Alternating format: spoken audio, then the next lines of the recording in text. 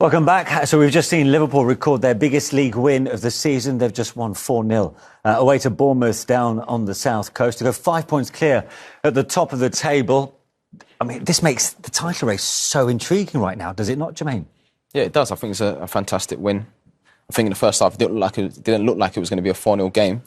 And I think, you know, when you talk about the players that are missing, especially Mo Salah, and it's the opportunity for players to come to the team and, I suppose, show the manager they should be playing. We mentioned Jota at the top of the show. You know, he's one of those players that, you know, if he gets chances, he scores. Nunez, you know, a pest, keeps running. You know, 2 fantastic goals. But I mean, they've done it before. You know, they've got the know-how. But at the same time, you know, I think at this stage of the season, City and what they've showed over the last few years, and you know, Villa having a fantastic season, Arsenal winning convincingly yesterday. So it's going to be interesting. We spoke about how this was potentially quite a tricky game for Liverpool. The fact that they lost some... You mentioned it. Yeah. Well, yeah. Some creative forces were missing. You know, Trent, Szoboszlai, Mo Salah. But to come away from Bournemouth, you know, who themselves are in decent form, 6 wins and 8, by 4-0, how big a statement is that for you? I think and again, sorry for repeating myself, but when you watch Liverpool enough, the amount of chances that they give up in the early stages of games, they've been doing this for years. It's not unique to this season. I think the clean sheet will be more important to them in the manner of the clean sheet, that Alisson hasn't been forced into world-class saves. I know there was a chance for Brooks right at the end there with a one-on-one, which he put wide, but they controlled the game. And like I said, at half-time, Jurgen, I would imagine, was in that change room going, OK, guys, fine. Go and do what you normally do, which is score in the second half. And they did that. Then they go away with a 4-0 win. If I'm the opposition, you talked about Arsenal, you talked about Manchester City, I would be conscious of the fact that Liverpool were able to go into a game against a team in form without conceding any really bad chances. That means that they become more solid rather than the team that has to score 3 goals because they've conceded 1 or 2. Yeah. And to see both Jota and Nunez get 2 goals apiece... How big a positive is that for Jurgen Klopp? Well, anyone who's watching the pre-show, and they're doing the little Q&A things together, and the question was... Well, he was doing it with Luis Diaz, wasn't he? Yeah, with Luis Diaz, who's the most competitive, and they both said Darwin. Well, the reason I'm chuckling is because Jota had 5 goals along with Darwin before the game started. Jota scores 2, Nunez has to score 2. And it was just beautiful in a way that you're seeing these 2 guys ultimately competing to be the second highest goal scorer for Liverpool in the absence of Mo, the top goal scorer. Yeah. And again, just cementing what I thought was an overall fantastic performance by Liverpool. And to have 2 of the front 3 get 2 apiece in the absence of Mo Salah, I mean, that's an ideal situation if you're Jurgen Klopp right now. Yeah, but I think it's never been a worry, to be honest. I think to have that sort of luxury, to have those sort of like forward players, you know, there's a lot of goals in those areas, and you need that because... Even if Mo Farah, he's got a good engine. I'm not quite sure. We spoke about him before, Mo Farah. Hi, Mo. Mo Salah. Even if there's periods where players get injured, where you know other players got to come to the party and contribute and goals and assists. But for those 2 players to score 2 goals each today, you know, I think for the manager it's big. Will he be happier to see Nunez get 2? I think so, because I think the amount of chances he gets. You know, he's always in those areas and that he runs in behind, like I keep saying. It doesn't always come to feet. His movement's so good, so he's going to get chances, and then you want him to just be cool, stay calm, and then finish. But I like the second goal today because that's a hard finish. Yeah. It's a really hard finish. Before we do, let's have a look at the first one. Nunez's first, which got Liverpool initially the lead. And this was early on in the second half. This was ideal, was it not? 4 minutes in, and they started very sharply. It was a well-worked team goal as well. Well, in the end, yeah. I mean, it's interesting when you look at, especially from this clip here, Konaté's initial ball into, I think it was Curtis Jones, wasn't it? Lovely 2-touch. Konaté's first-time ball, I think, was a clearance rather than a cultured pass. Jones with the control and layoff to Jota, and then first time. The finish here from Nunez, I mean, it's beautiful. We saw this yesterday from Martinelli, didn't we, for Arsenal. A couple of those inside, right foot, far corner. Look, he looks happy. I told you he likes Bournemouth because he scored against them in the League Cup earlier on in the season. So that's going to be his go-to stadium. What did you make of the way he finished that? I think it's the pass as well. I think for any young player watching that, you know, people talk about the weight of pass. I think if you pass that into someone hard, then it tells you to take 2 touches. But if you roll it soft, then it's so inviting. You have to take it first touch. And if you see the pass, the weight of the pass, you just go into it and you just pass into the corner. But the finish is so calm, and that's exactly what I'm talking about. But this is what we were talking about before the game as well. I mean, that was only his second goal in 17 in all competitions. We know and talk about him creating chaos down one side for the others to maybe capitalise upon. Yeah. But to show that composed finish, is that something you want to see more from the Uruguayan? Yes, I remember when Suarez first come over, and it was similar in a way that, you know, with his running and how he, you know, it was so difficult to play against, and he used to get a lot of chances. I remember people saying, "Oh, he needs to be more clinical." And then after that, you know, I mean, the rest is history. What he achieved, and probably one of the best number 9s we've seen. But like I said, I would like to see him just be a little bit more calm, just like he showed there, because he gets the chances. Why did you like his second goal, which came in injury time? Because I think the way that the chance comes, you actually think he's going to hit it with his left foot there, and I think to control that and direct it into the corner with the outside of your right foot, JMO, that's just like, to get perfect contact as well. That's someone that's confident. You know, that's confidence that, and, you know, it's a hard finish. It's a hard finish, and, you know, he's relaxed, he's calm, and it's a brilliant finish. It's almost improvised, isn't it? It's almost from his heel. Well, do you know what I like about it? And the two goals in particular. If you look at the first one, Neto knows where Nunez is going to shoot. Yeah. He knows he's going to go, and he can't do anything about it. That's how good the finish is. Yeah. With the second one, Neto doesn't know where he's going to go. The only person who knows where that's going is Nunez, and he's got the control and composure. You're talking about a wrecking ball, I think, or a reference to chaos creation. Chaos, yeah. Today, he did not look like he was causing chaos. He looked controlled. Yeah. And maybe it was the change of position, Diaz being in a slightly different position. One of the things I noted before I came to the studio was looking at his shooting patterns. The guy shoots a lot from outside the box where you don't want him to. Today, he wasn't doing that. So everything about it was controlled. And that finish, I think, just emphasised how much control he had on his performance today. So you're saying we're witnessing the evolution of Darwin? I like that. Yeah. Yes. As forward players, that's what you want. You know, you want that freedom that you can pick up different positions and you can just go in the final third and express yourselves, because a lot of coaches and managers, a lot of coaching is about, okay, how do we get there? How do we get into the final third? But then once you get into the final third, then I don't think you can coach that. I think that's just players. You've got to just go and play what you see. And a lot of it's off the cuff. And I think they do that well. But for me, I think if you've got that freedom to rotate, you cause any team problems. Makes them more unpredictable as well. Oh, 100%. Yeah. That's the worst thing in football, is not knowing what's going to happen next. Yeah. Such is life. Yeah, absolutely. Let's have a look at Jota's two goals. I mean, the second one gave Liverpool some much-needed breathing space. Yeah, and again, it's testament to what Liverpool do. I mean, Nunez here, he causes a problem, shows his physicality. He could have looked for a foul there, he doesn't, and then it's a lovely little ball in. I mean, Jay will talk about the finisher better than I would, but I mean, Cody Gakpo, and again, substitutions having influence on the game. Yeah. You know, Cody, I think, would have been within his rights to have a shot from there. He isn't shy of shooting from distance either, but instead sees that Jota is in a better position. And like I said to Jay, I mean, it looks like a toe poke, but inside bottom corner, no chance for now. Yeah. Again, I don't think this is an easy finish, because I think naturally, when the ball goes over to the right-hand side and goalkeepers bounce across and they try and cover their near post, a lot of players will go back across goal. Yeah. But he actually goes near post quite hard and actually hits it through the goalkeeper, hits it inside the post. It's a perfect strike and an unbelievable finish. When he was on the ball about to strike, how convinced were you that he was going to score with it? Yeah, I knew there was a good chance of a finish. Because you always, Jota, right? Because I always fancy him in those sort of positions. I always fancy him to score because he's a good finisher, and, you know, his timing of his movement, and he's calm, and, you know, I always fancied him to score. Yeah. So 2 goals and an assist for Diogo Jota. And I am delighted to say that we can speak to Diogo now, who's it's sought salvation indoors, because I think Storm Isha has hit the south coast in Bournemouth. Good to see you, Diogo. Many congratulations today. Stormy conditions, you blew away Bournemouth in that second half. Hello everyone there. Yeah, I think first half was not good, but we reacted very good in the second half. We played good football, we converted our chances, and in the end I think we deserved the victory. And to go 5 points clear at the top of the table, I mean, I know you're now going to say it's only January, we've still got 5 months of the season left, but I mean, that's still quite significant nonetheless, surely. Yeah, we want to be there. We don't want to be like last season where we were miles away.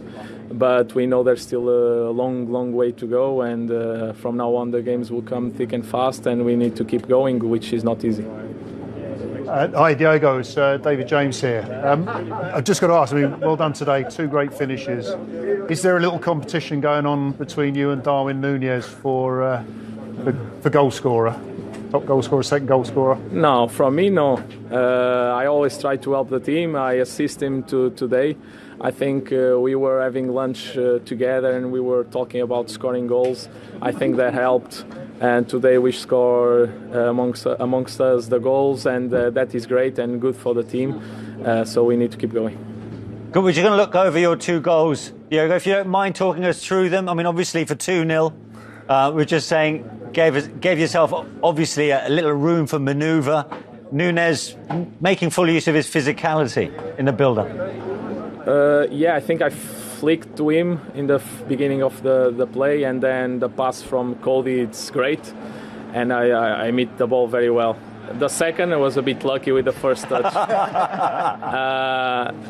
The ball was bouncing as well.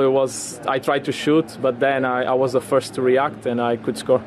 Yeah, second bite of the cherry, but you got there eventually. I mean, obviously it's your first league outing without Mo Salah. I suppose the narrative from the outside is, can Liverpool continue in the same vein? Does that make this win even more satisfying? With even though clearly Mo's got his eyes elsewhere. Of course, we missed Mo. It's a world-class player. He provides so much for the team, but he's not here now, so we can't look for excuses. We need to find a way to keep winning football matches and share the responsibilities between us, and that's what we did today. But we know it's a long time, could be a long time without him, and there's a lot of games we need to perform like we did today. Yeah, you're still fighting on all 4 fronts. League Cup semi-final coming up, a second leg against Fulham. Of course, you have a narrow advantage there. You've got the FA Cup to come as well. You're in a terrific position right now. No, it's good. It's good to be in those matches. We are fighting for everything. We need everybody available. A lot of young kids are coming up and playing very well, like Connor did today especially. And we need everybody available because it's a difficult schedule and we need to go. Finally, I mean, after the summer and the midfield rebuild, you lost some key players with huge experience. Did you honestly think you'd be in this position at the turn of the year? No, I always take it in the short term. It's hard to think from in the beginning of the season what can we do, but we can grow as a team, and I think we are doing that from the beginning of the season. I think we step up in a lot of components in the game, and we are much better. And I think we will be better towards the end of the season as well. Brilliant. Well done today. Good luck for the rest of the season. Thanks for joining us. Thank you. Liverpool forward Diego Jota. In fact, let's have another look at his second goal. Jermaine, talk us through it. I mean, he was obviously quite humble about it. Yeah. I mean, it didn't quite go to plan first time round, but he got there eventually. It was a missed kick and that, but end up in his favour. But again, you see here, miskicks it, but just to react there and, for me, that's a calculated finish because he knows he has to go across the goalkeeper. You see it here, he's just on a penalty spot. It comes back to him. Great skill. 2 Bournemouth defenders turn it back and that, and that finish across the goalkeeper into the side netting, it's a fantastic finish. Yeah. He always seems to come up trumps, actually, Jota, when Salah is away for African Cup of Nations duty. He did it 2 years ago. Yeah, and I think if you go back a few years when he got injured in a European game early on in a dead rubber of the game, Liverpool suffered when he wasn't playing. So his influence on Liverpool when he's playing is always very, very positive. Yeah. Interesting, it was similar to Mopai's goal yesterday where he's taken an extra touch to get the volley off. But it was... An extra touch, involuntary, yeah. But the finish, the actual finish, the contact for the finish was superb. Yeah. Like I said, the thing about Mo has got all these records for the right reasons. He is a fantastic goal scorer. But it's how Liverpool still managed to produce good performances without him, which I think underlines how good Liverpool as a squad are and how well suited they are to make a proper challenge for this title. Yeah, absolutely. That's what they've got to go for. Yeah, OK. For Bournemouth, meanwhile, it's back-to-back league defeats. How things change quickly. For Andoni Iraola, we can hear now from the Bournemouth head coach. Andoni, we spoke at half-time and you were right in the match at that point. In the end, what made the difference? I think they were much better in the second half. I think they were much more intense, even the aggressivity to win the second duels, and they were more clinical than us, no? Because we had, I think we've taken a lot of corners, we had some shots, but we didn't score the goal when we were still 0-0, and after even with the 1-0, and at the end they were better. Yeah. Did you expect more from your team in the second half, or were you just up against a high-quality, very clinical opponent? No, I think we have to be at our best to compete against this kind of opposition. We were quite good in the first half, and we kept the game quite leveled, and we were competing well. But as soon as we received the first goal, probably we wanted to start doing things more quickly with not the same order, and they make pay us. Yeah. So what was the big difference between the first half and the second half? Was it just as you say, they're just trying to do things a little too quickly?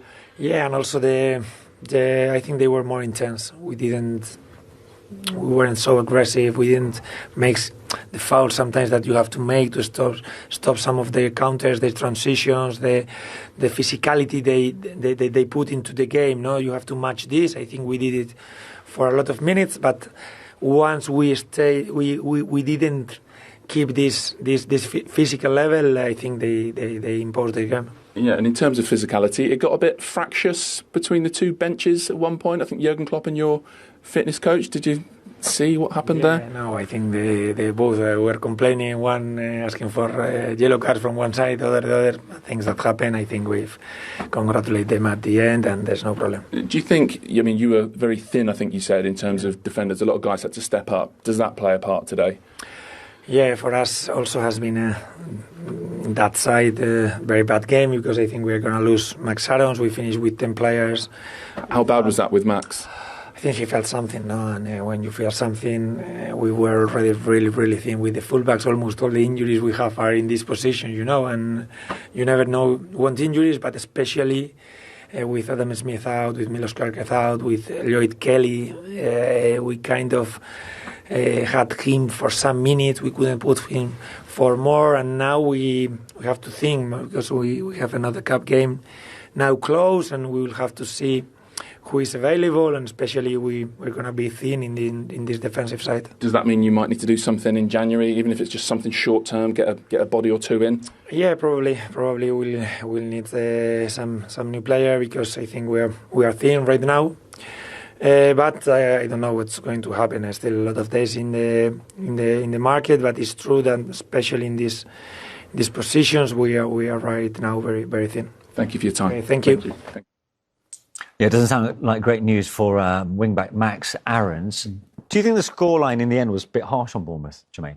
Maybe, because like I said, in the first half, it didn't seem like it was going to be a 4-0 game. I think it was a big physical output, especially the way they play. They just press, they're on the front foot.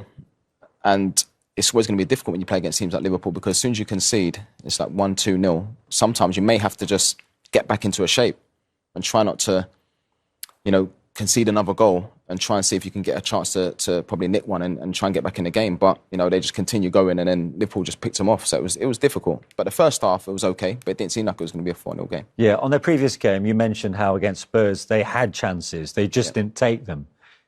Clear-cut chances were at a premium today. Why was that, do you think? Yeah, they didn't really they got into some good areas, but I can't really recall them, creating any clear-cut chances.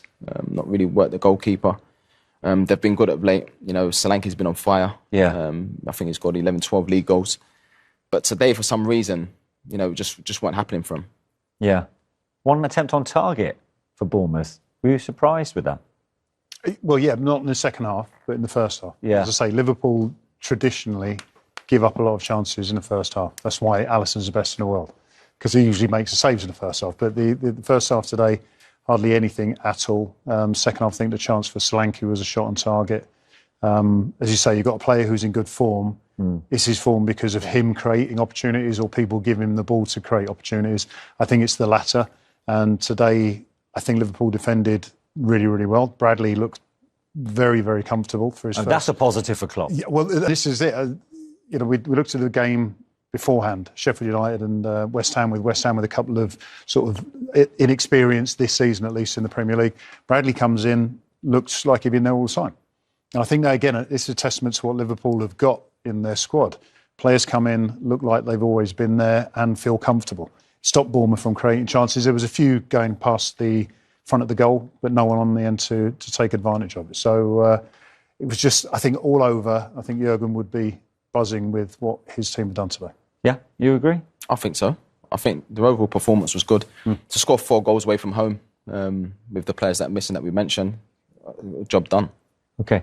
Yeah, Conor Bradley, one of many positives for the Liverpool head coach, Jurgen Klopp. Jurgen, other than yourselves in the last 10 matches, Bournemouth have really been the form team in the Premier League, haven't they? I mean, you must be very happy after that second half in particular. I'm even more happy after that first half because it was a tough one. And I would say our last line and Maka, especially with Curtis together, fullbacks were good. Kept us in the game because we didn't play good football. The message in half time, good news. First half was not great, but still 0-0. So let's try to be great. And the boys were. We had to adapt. People might write a story about that the halftime changes worked again. You can write as well a story why you have the other lineup from the beginning. Because it was obvious we needed to change something, and you have just to make sure that we could make it in the first half, but we decided to come on, let them go, let them tell them, explain it properly in halftime. So we did, and it worked much better. Fluidity was better. Everything was better. Counter press was better. And so we put them really under pressure and scored wonderful goals. And we all know sometimes it's an inch on the foot, which we spoke a lot about. These balls roll in the corner, go inside post, stuff like this. But it was well played anyway. Impact from the bench again as well. So, yeah, turned into a pretty good evening. Yeah, I'm looking at it from the outside. Of course, people up and down the country will say, well, how are Liverpool going to get on without Mo Salah? Any team would miss a player of his quality, of course. But, you've got a lot of attacking quality, haven't you, in depth, and you need them to show it, and they certainly did in that second 45 in particular. Some great link-up play between them. Absolutely, and I don't want to make it now too long, this interview, but we miss a few others. Yeah. We miss Joel Matip to start in the last line, who won the Champions League with us, for us, was an exceptional player. We miss Trent Alexander-Arnold. It was a pretty good moment. Dom Szoboszlai, what a player. Thiago didn't even start. Stefan Bajcetic didn't even start a game then. So, and on top all the others, Wataru Endo. So it's a tough moment, but in a moment we have still solutions. But now nothing should happen anymore, and the boys should come back step by step, because the time we play in 3 days, then 3 days later, then 3 days later, then 3 days later, twice cup games, semi-final cup game, and then Chelsea and Arsenal. So we better are good, otherwise we have a problem. But it has given an opportunity to some of your younger players, and they've stepped up very well, haven't they? I mean, wonderful. For example, Conor Bradley. I know he's played for you before, but his first start in the Premier League. A word about him today. Oh my God, top. Good aggression, really in the game. He's such a good footballer, but he didn't show all the time today, but he's such a good footballer, and his attitude is outstanding, and he has speed, he's aggressive, he has all the things you want to have when you play that position. And the other boys came on. It was really nice to see as well. Owen Beck obviously made a big step in Scotland, so it's a good country for us to give players on loan when they come back. They look really different. And the other, Bobby. Big name in England, Bobby Clark, and did really well again, because the boys came on at Arsenal. It was cup, but this time it's a different game, but it looked really, really good. Yeah, that's a good thing about the situation, that these boys get the opportunities, but these boys have to come in when we are in a good moment. They cannot change the world for us, and we better should be in a good moment. In the first half was not good enough, no rhythm. No momentum, nothing. Second half, everything was better, so we won the game. Thanks, Jurgen. Cheers. Thank you. See you soon. Thank you. Well, look at that. What Liverpool have managed to accomplish in the last 32 games in the Premier League. One defeat in that time, that only loss against Spurs, and that's when Liverpool were down, of course, to 9 men and lost to a Joel Matip own goal deep into injury time. Consistency has really kicked in. Yeah, absolutely. I think what Jurgen does so well, I mean, apart from just being the coach, is he speaks so well. And if he can speak that well after games, imagine how good his conversation is in the changing room at half-time before the game to get his team motivated.